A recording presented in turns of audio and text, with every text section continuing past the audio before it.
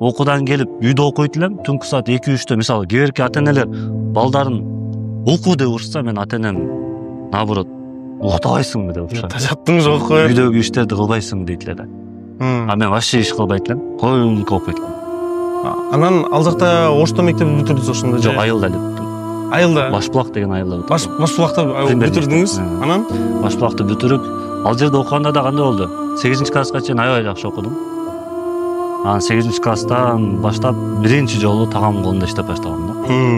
Каякта? Эмеде, строительный, Нокатский пайжамда строительство эме кылып, арматура профилдерди недвижимость тиешип ошол жерде башталган да биринчи.